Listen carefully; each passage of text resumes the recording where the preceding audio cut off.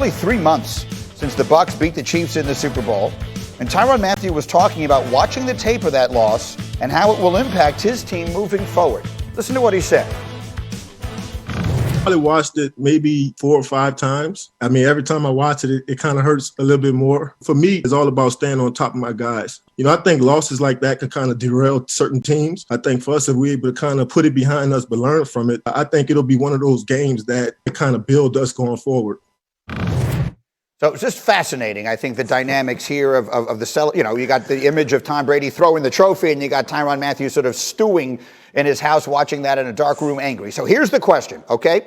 If I told you right now, because both those teams feel like significant favorites in their conferences, that only one of the two teams who was in the Super Bowl last year is going to make it this year, the Bucs or the Chiefs, who are we taking? Dan, I'll start with you. Kansas City or Tampa, who's making it back?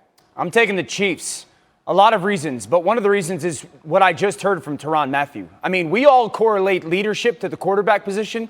How about the leadership that we just heard from the Honey Badger, talking about like he's taking it upon himself to stay on top of guys, that they lost that game and he wants them to realize it's not okay, but it's not the end of the world, right? Like they kind of lost that Super Bowl, but they didn't lose because of like this glaring weakness because of the injury. So because they still have Patrick Mahomes and they're regrouped on the offensive line and the leadership that it sounds like they have in that locker room, I'm taking the Chiefs. Mike T.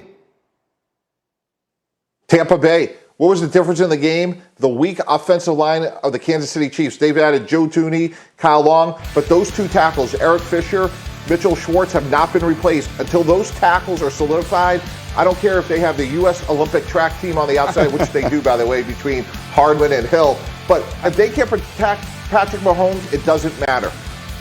Let's see if they're able to address that need for tackle in the draft. Field Yates, who you got, Chiefs or Bucs?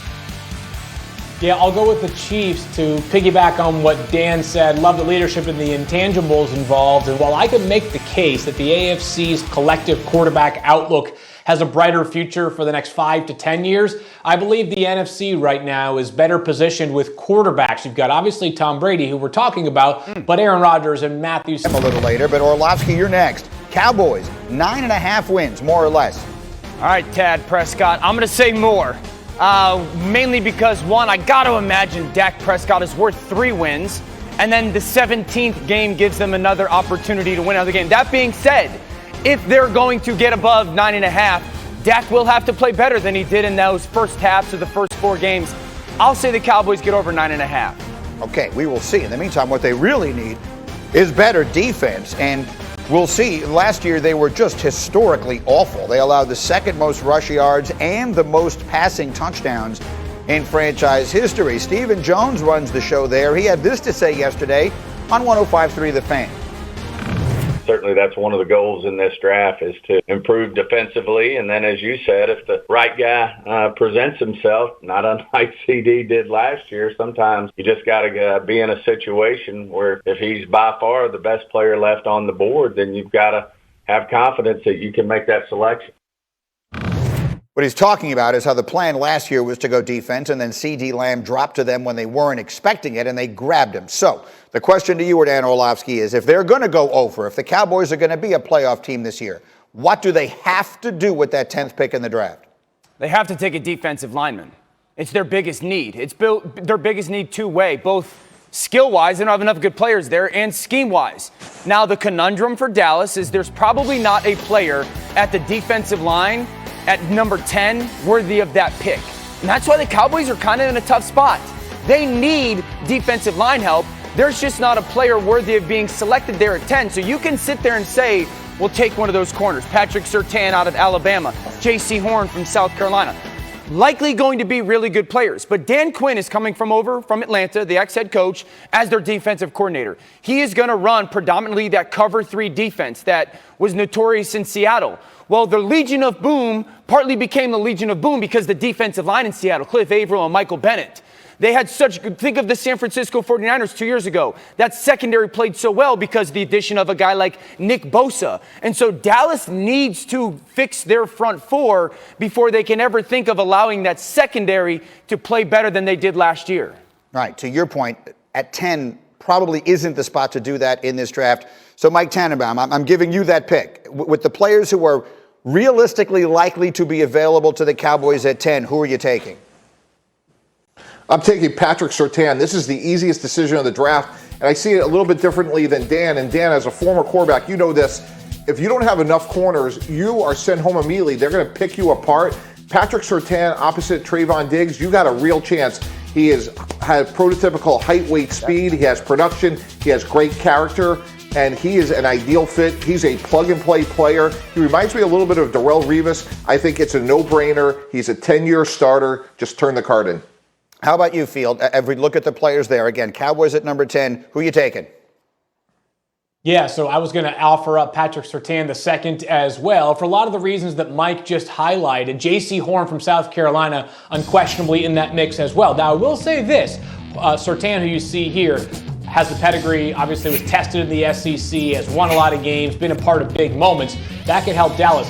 If they do want defensive front four help, and I know that Dan was likely referencing edge players, but Christian Barmore from Alabama, to me, should absolutely be in the conversation for one of the top 10 to 12 selections in this year's draft. He's a freak. He's a force. It's a different angle of pass rush up the middle, but I love that player. I think if they go with Barmore 10th, I'm sitting there saying, job well done, Dallas. That's an interesting one. He was the defensive MVP of the championship game. Came on, he had 8 sacks last year as a defensive tackle, but 10 overall would be, Dan, would that be high?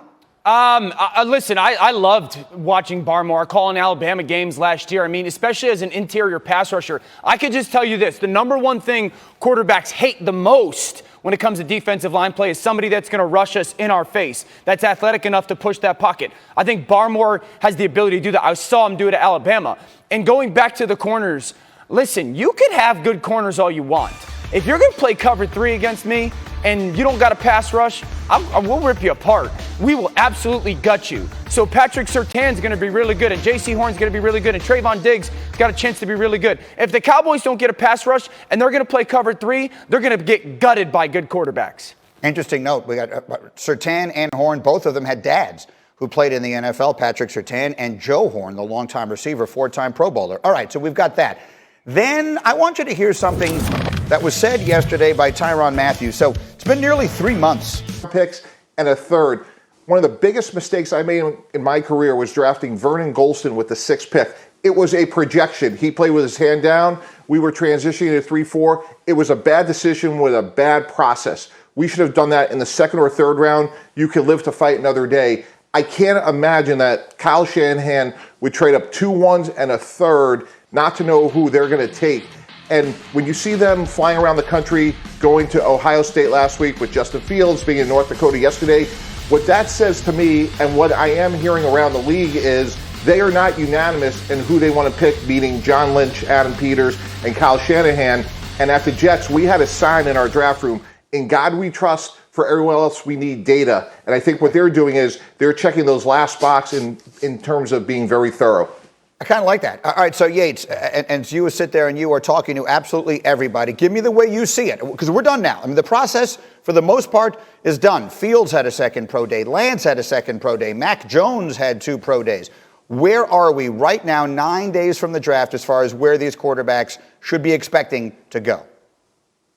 Yeah, so Greeny, everybody has an opinion on every other team during the pre-draft process, right? So you want to know about what the 49ers' plans are? You can ask 31 other teams because the 49ers, lips sealed. Everybody else, they've got a thought. And I will just say this, despite the fact that there's been some suggestions recently and some visits by the 49ers to both Justin Fields and Trey Lance's 2nd pro days, that almost every person that I talk to around the NFL believes the 49ers are still going to be taking Mac Jones 3rd overall. And I don't know if this is because we've had too much time to think about the pick, that we've talked ourselves into changing our minds, but I do believe that Mac Jones remains the favorite for the 49ers. And while Trey Lance and Justin Fields may not go number 3, I still think the 4 for those 2 quarterbacks is pick 9. Whether that's the Broncos or somebody moving up, I don't think any of these 5 quarterbacks slides out of the top 10. All right, so that again would be the fastest that we've ever seen it happen. If 4 of them go off the board with the first 4 picks, that would be unprecedented. So no one is falling in these scenarios. So we have to be very careful with how we frame this. But to be the 5th quarterback in a 5-quarterback draft is not something that these guys, I think, would be excited about. One way or another, we are just getting rolling. As we continue